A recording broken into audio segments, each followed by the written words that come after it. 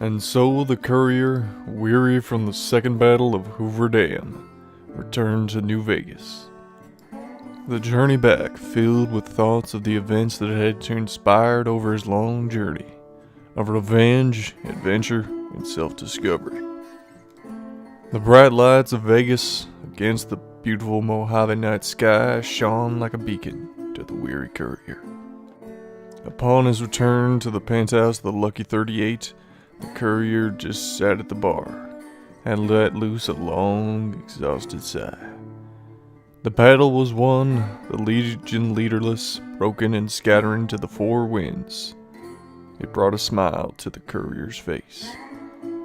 Yet he knew deep down there was still work to be done. After a day or two of relaxation on the strip with his companions, he decided it was time to talk to the NCR. He talked with the NCR's representative for quite a long time until a solid peace and equality treaty was struck regarding the people of the Mojave now under the NCR's flag. The Courier would be lying if he mentioned the Securitron army still under his control didn't have something to do with the NCR agreeing to the terms.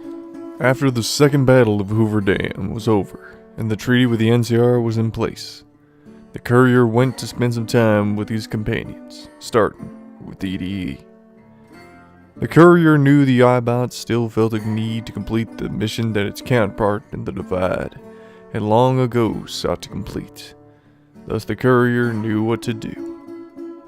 Stories still come back from out west, now and again, from travelers telling of a deadly little iBot killing any evildoer that it should meet, as its radio sings out the words, "Jingle, jangle, jingle."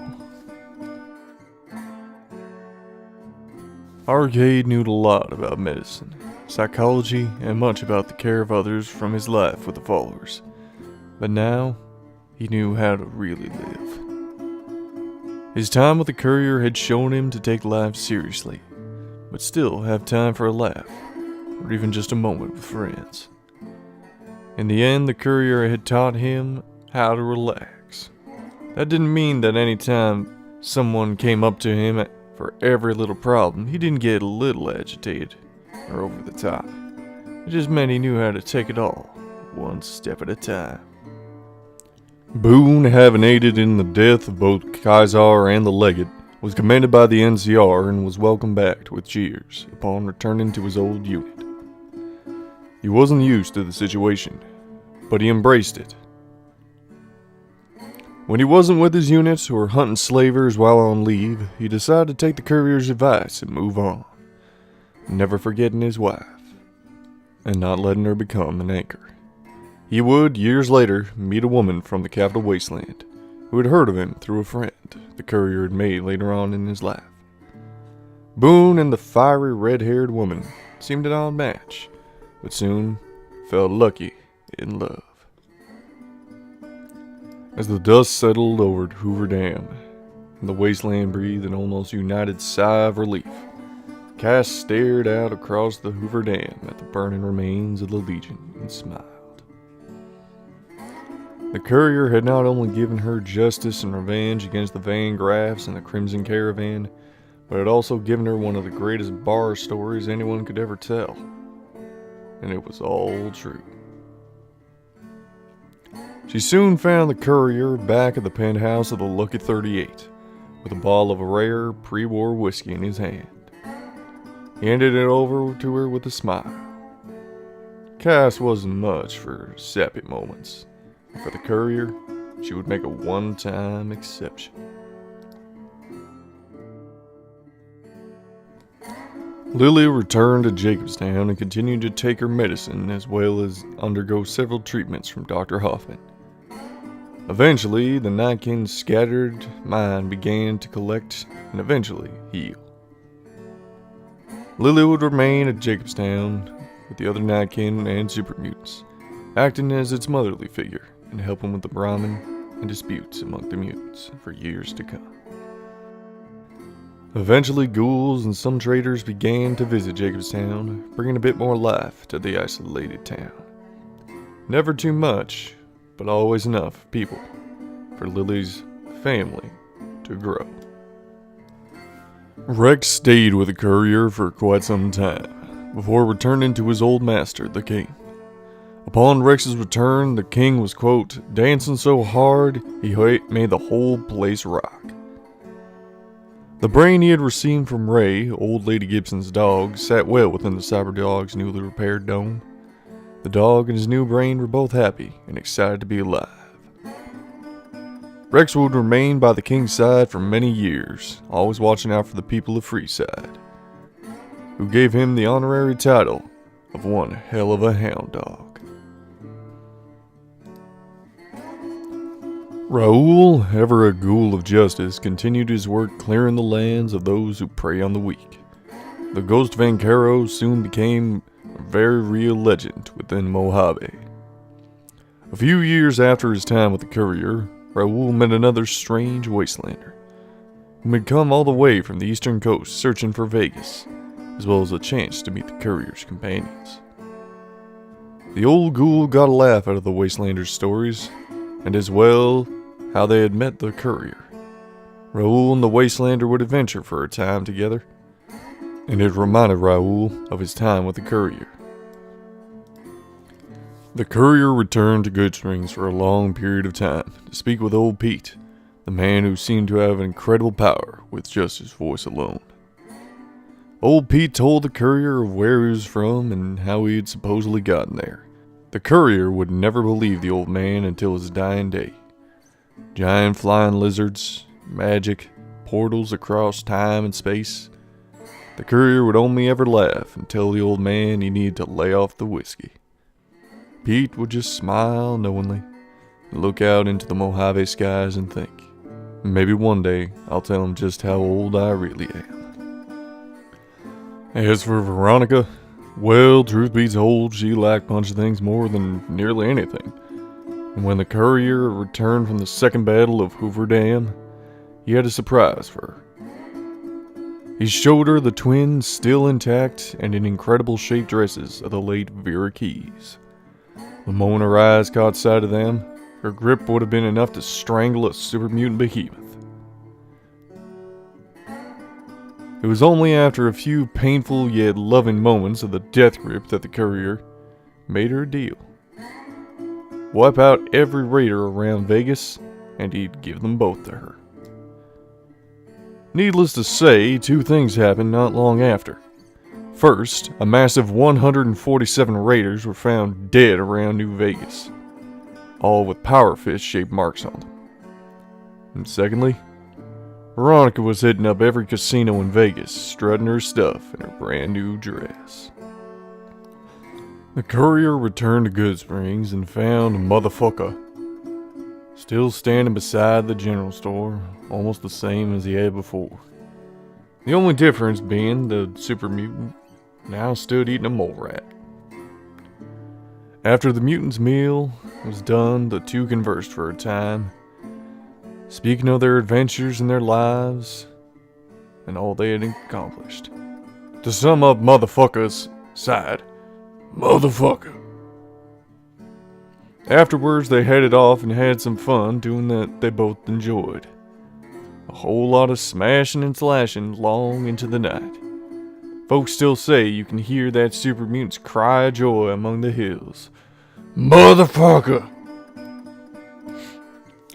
The storyteller's time with the Courier may have been short, but the tales that both the Courier and the storyteller learned from one another, they would share and enjoy for decades to come. Using some pre-war satellites as well as his personal connections from all those whom he had helped and met, the Courier gave the storyteller a gift he felt he could never repay. Information on a friend of his whom he'd lost long ago. With this information and some technology given to him by the Courier, taken from the Big MT, the storyteller set off towards the Commonwealth, far to the east in search of his long-lost friend. But that is a story for another day. Yes, man, having taken full control of the Securitron army, awaited each and every order from the Courier, as he was the only one left who knew of Yes Man's existence, other than the Courier's companions. For a time, the Courier let the smiling face upon the screen live its digital life, protecting the city of New Vegas from all who would harm it, until one day, the Courier gave him an order. He told Yes Man to protect Vegas as he was going to go away for a while, and that he was entrusting Yes Man's care to his companions. Also, that he was entrusting New Vegas's protection to him. The face merely kept smiling its unrelenting grin. He told him that he'd make sure the city was nice and safe during his absence, and wished the Courier a nice trip. After saying his final farewells to his friends and companions, the Courier began his long march along the old decimated highways of the Mojave. The creatures and various raiders and gangs that still remained after his cleansing of the Mojave all hid in fear as he marched. Those who were brave or stupid enough to challenge him met with swift ends by his hands. The Courier had long since planned this.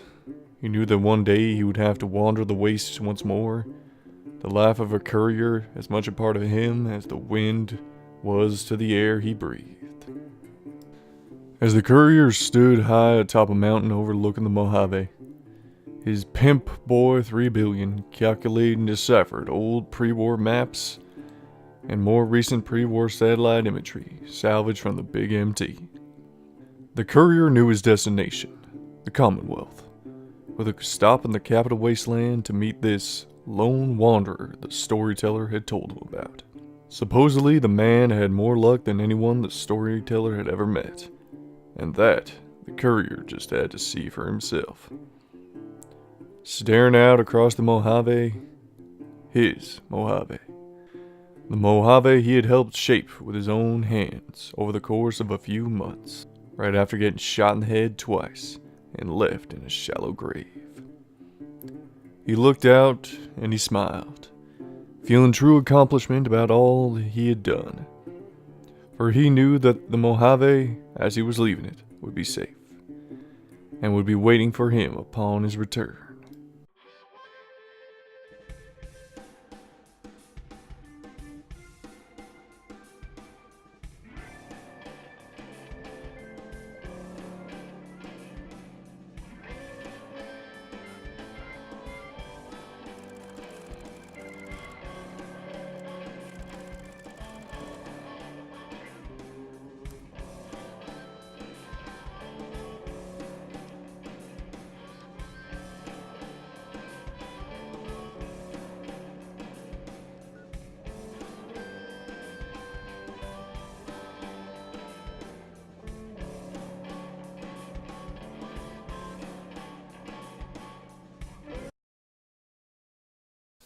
Hey everyone, I'm really sorry this took so long to do, but I just wanted to say thank you.